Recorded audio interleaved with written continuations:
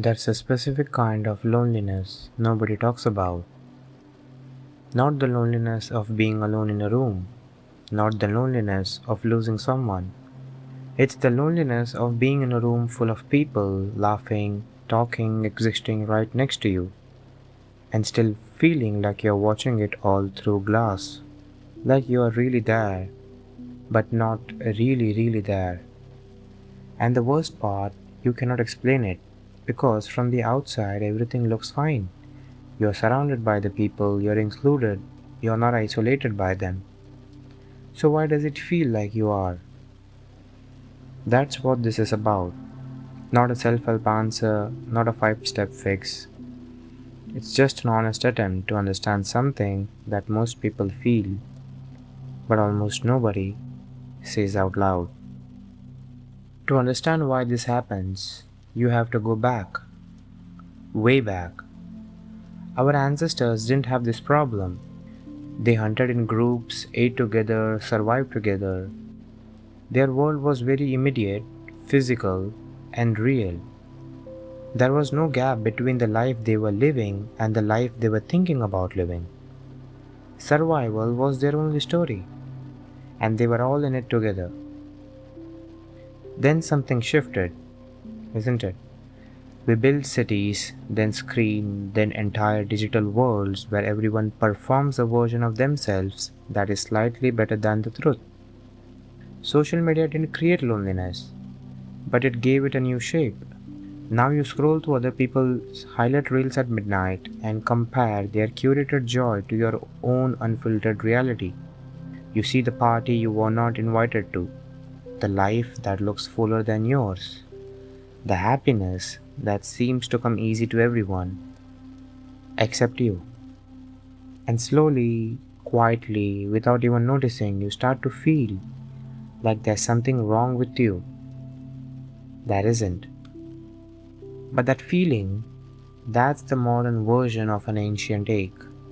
The question of how will I be perceived has replaced the question, will I survive today? And one of those questions has an answer, the other just spirals. And here's where it gets more specific. Because not everyone feels this equally. Some people walk into a room and immediately belong. Others walk in and immediately feel the distance. Why? Psychology has a name for it, the curse of knowledge. People with high emotional intelligence don't just feel things, they see them. They sense a shift in tone, a reply that came a little too late, a glance that felt colder than usual. Long after a conversation ends, they are still replaying it, not because they're insecure, but because they notice what wasn't said. They predict the outcomes before they happen, and when something goes wrong, they already knew why, and they still feel responsible. That's not overthinking, that is hypervigilance, a response often rooted in childhood, formed in environments where emotions were unpredictable, where noticing tiny shifts was not optional, but it was survival. As adults, that wiring doesn't just switch off. They're always scanning, always decoding, never fully relaxing. The loneliness doesn't come from being alone, it comes from never feeling safe enough to just be. Nietzsche, the German philosopher, understood this. He said, he who sees too much ends up not fitting in anywhere. That's not a poetry, that's a diagnosis. When your mind operates at a certain depth, when you think in questions instead of conclusions, when small talk feels like trying to breathe underwater, connections do become harder. Not because you're better than anyone, but because you're tuned differently. You want to talk about why people do what they do, about consciousness or about meaning, about the strange fact that we are all aware we are going to die, and somehow still argue about trivial things. And most people don't want to go there, not because they cannot, but because it's very uncomfortable. And discomfort is something most people spend their whole lives avoiding. So you hold back, You wear a lighter version of yourself in public. You laugh at the right moments, you nod, you perform normalcy. And then you go home and feel completely alone. Not because nobody was there, but because you were not fully there. You left the most real parts of yourself at the door. That gap between who you are and who you show up as, that's where the loneliness lives. And here's the honest part most people won't admit. We don't just hide from strangers, we hide from the people closest to us.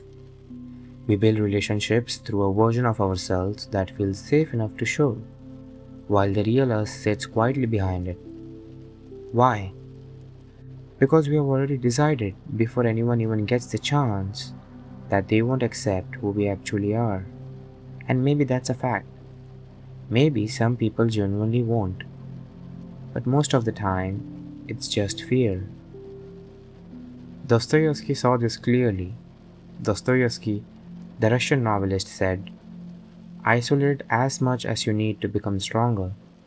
Because even if loneliness feels like unbearable hell, it is far better than wearing the multiple masks of a human. He wasn't telling you to run from people, he was telling you to stop running from yourself.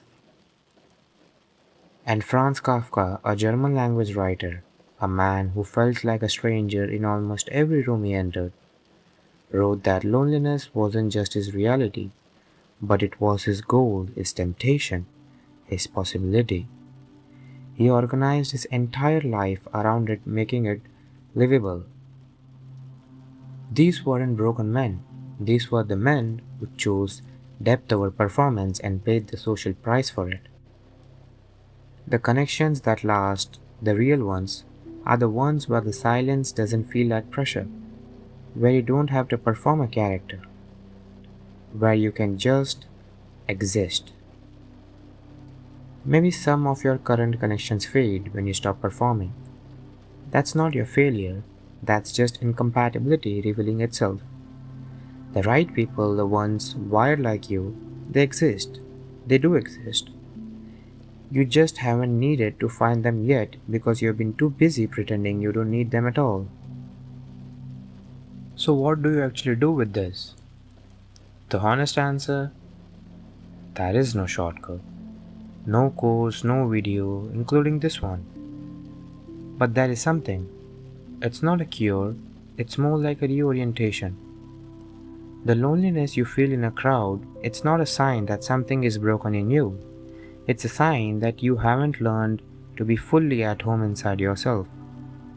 Most people spend their entire lives running from the silence inside them, filling it with noise, with people, with scrolling, with anything that keeps them from sitting with what's actually in there. Because sitting with yourself is terrifying, it's horrifying when you haven't made peace with what you find. But here's what exists on the other side of that. Not happiness. Happiness is temporary, everyone knows this. Something quieter. It's something steadier. Contentment. The ability to exist in a room, alone or surrounded, and not feel like you're missing something.